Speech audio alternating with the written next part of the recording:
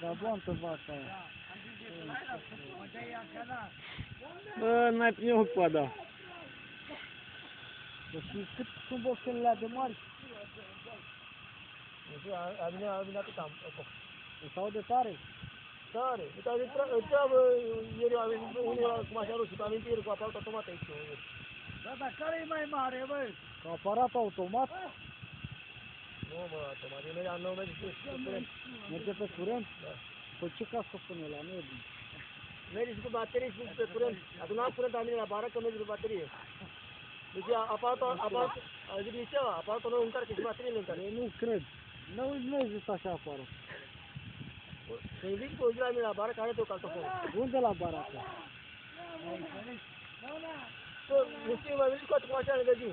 Am venit o dată cu mașina. Da, ei, când vin cu mașina lângă Giu, aici am balot. Lângă balot, am acolo mai stânga un graj, un țin animale.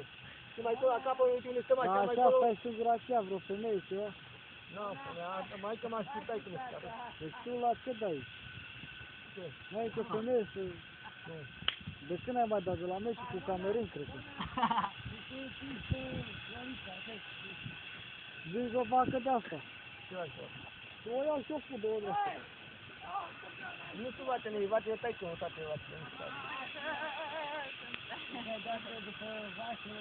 Și așa, tu știi sigur. Aparatul ăla de merge mult sau puțin? Nu mai mult baterie. Mai mult decât când? Da. Merge, a? Da. E bine să Dar eu acum am lăsat aparatul acasă, eu sunt să le punem ploaia automat, și ce fac? A, să frică că te trăznește.